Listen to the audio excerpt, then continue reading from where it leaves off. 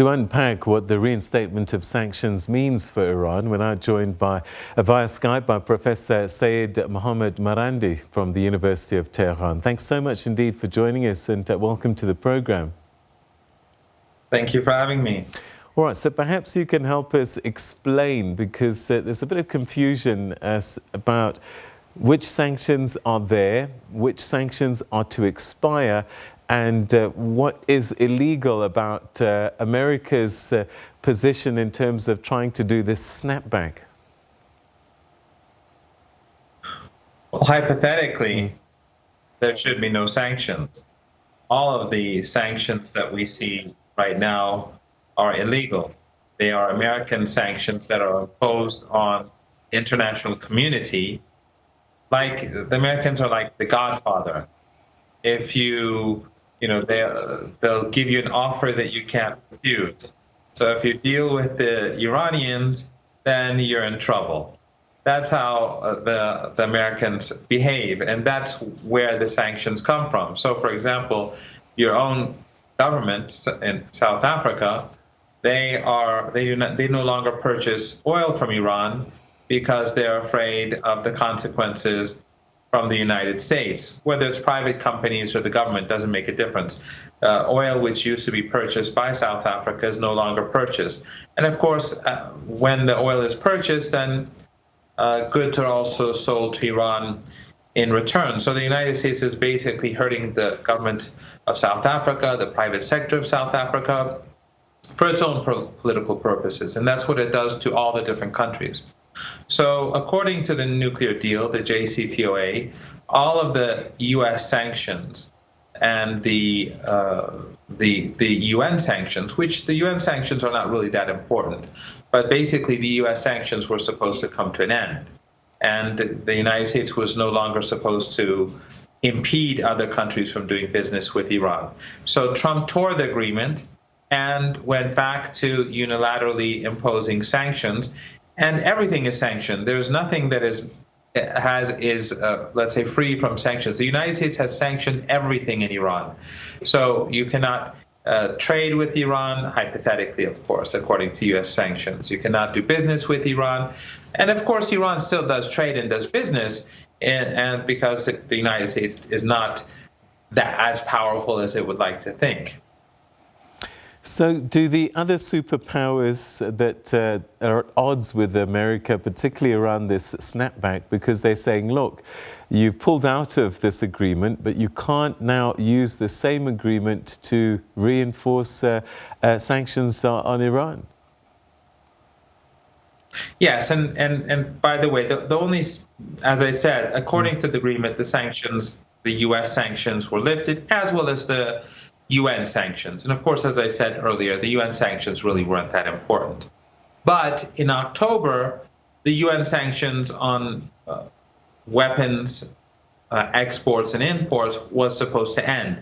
And this is where the problem began. The Americans, since they wanted to prevent this from happening, they have begun bullying the Russians, the Chinese, and the Europeans, as well as other countries, into ending the nuclear deal by extending the embargo on the business of arms with Iran. And these countries have resisted because they know that if they extend the embargo, that would be not just a violation of the nuclear deal, that would be bringing a change to the nuclear deal. And the Iranians have said before that if the nuclear deal is changed, then we're out of it, then it's dead. That's why the Europeans and the Russians and the Chinese have been resisting the United States, because they don't want the nuclear deal to die. The Americans want the nuclear deal to die. The rest of the international community doesn't want the deal to die. So the argument right now is the hypothetical lifting of the embargo, which was to end in October. Other sanctions were lifted immediately after the nuclear deal. The military sanctions were to be lifted this October, which the Americans wanted to stop. And this has become a major point of contention because the Americans, as you alluded to, they have left the deal. And according to the deal, the only countries that can take this issue to the UN Security Council, the only countries that can use this snapback mechanism have to be a part of the deal. If the Americans had remained within the nuclear deal, they could have used this mechanism. But what they foolishly did was that a couple of years ago, more than 2 years ago, they left the deal without using the mechanism. Now that they want to use the mechanism, they can't because they're outside of the deal. The Americans are saying, no, we're inside the deal, but no one accepts that. So it's sort of like a drunk person who's locked himself out of the house and he's cursing the rain. It's his own fault. All right, so help us understand the value of this deal if the Americans are outside of it and they're strong-arming the international community with their own sanctions outside of the deal. Well, that's a very good point, actually. The Americans are imposing very harsh sanctions on Iran. The objective of those sanctions are to kill as many Iranians as possible, to cause as much human suffering as possible. The Americans impede Iran from importing medicine. Of course, Iran produces most of its medicine, but the medicines that it needs or the materials that it needs to produce medicine at home, the U.S. tries to prevent Iran from importing foodstuff, grain, corn, and other things, and of course prevent Iran from exporting. So the Americans are effectively trying to strangle the Iranian economy, to make Iranians suffer to the maximum, which is a crime against humanity. And it's not just Iran. The Americans have helped destroy Syria through their support of ISIS and Al-Qaeda and other extremist groups, along with the Turks and the Saudis and the Qataris and the Israelis. And then now they've imposed sanctions to destroy what's left of Syria. They're doing the same in Venezuela, in Cuba. It is a tool, it is a weapon that the Americans use. It doesn't look as ugly as bombing a country, but believe me, it's just as ugly. But Iran is a powerful country, so it's very difficult for the Americans to impose its will upon the Iranian people to the extent that it wants. So while the nuclear deal is not working for Iran because of the unilateral illegal American sanctions, but what Iran is trying to do through the preservation of the nuclear deal, is that it's trying to isolate the United States. It's showing the international community that the problem has never been Iran, contrary to what the Western media says. And now they're proving this point by saying that, look, we're abiding by the deal, the Americans aren't, and look how they're bullying the whole of the international community.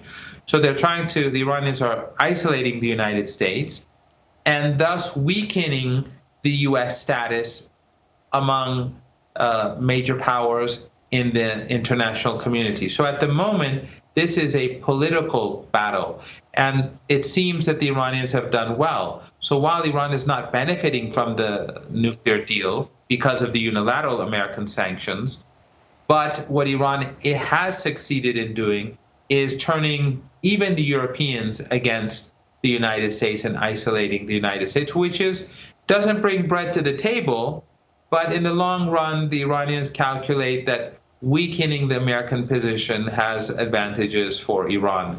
Definitely. Has Iran kept its end of the deal in terms of the agreement, stopping any progress on weaponizing their nuclear capability and allowing inspections from the International Atomic Agency, for example? Well, actually, one of the myths that the Americans created in the first place was the accusation that Iran was pursuing nuclear weapons. And even though after the Iranians agreed to the nuclear deal, and in the agreement, the Iranians allowed the International Atomic Energy Agency extensive oversight. So the amount of, let's say, oversight and the ability to observe the Iranian nuclear program by the International Atomic Energy Agency is unprecedented in the world. They have more access to Iranian sites than anywhere else in the world. but they haven't shown any evidence that Iran at any point in the past was pursuing a nuclear weapon. So that is one myth that was busted. And then after the nuclear deal, according to the International Atomic Energy Agency, and it's on their website, the Iranians they were abiding by all of their commitments, whereas the Americans were not. Even under Obama, the Americans were intentionally violating their commitments. And then under Trump, the Americans tore the deal in violation and violated all of their commitments. Even after the Americans tore the deal and began to impose sanctions against Iran and all countries that want to work with Iran, the Iranians continued to abide by the deal in full, even though they were under sanctions, for a year and a half. And then when the Iranians saw that the Europeans were dragging their feet and they weren't finding a solution to the US sanctions, the Iranians in 5 stages decreased their commitments. But even now, the Iranians still give the International Atomic Energy Agency extensive capabilities to observe Iran's nuclear program in accordance with the deal. So Iran is still abiding by part of its commitments to the deal, whereas the Europeans and the Americans are not abiding by any of their commitments. So why is America so hell-bent in creating this discomfort for Iran? Is it more to do with the politics of the region? I'm looking at the Gulf and recent diplomatic normalization between UAE and Israel, for example. Is that really what's going on in terms of the US and Iran?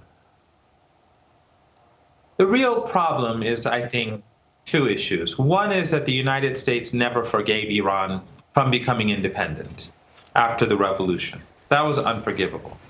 And second was Iran's support for liberation movements, one of which was in South Africa. Iran supported the resistance to apartheid in South Africa, and Iran also supported the resistance to apartheid in Palestine and continues to do so. US policy in our region is focused on Israel. And Israel has nuclear weapons. We know that Israel even helped apartheid South Africa acquire nuclear weapons because they were sister regimes.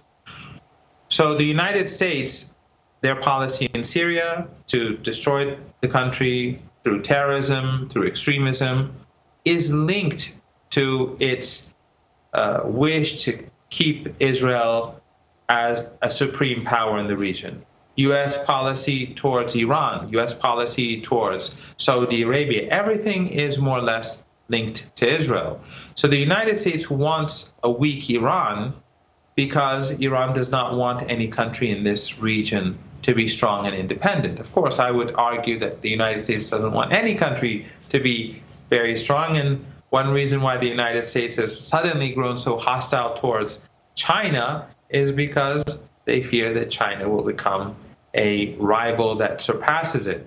So for Iran, the situation is quite clear. The United States calls the Iranians the greatest state sponsor of terrorism in the world, but it is the United States that invaded Iraq.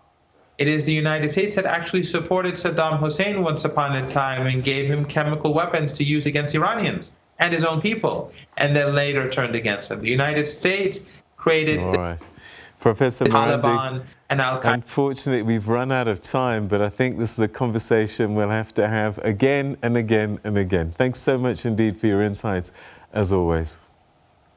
That's Professor Seyed Marandi joining us via Skype in Tehran.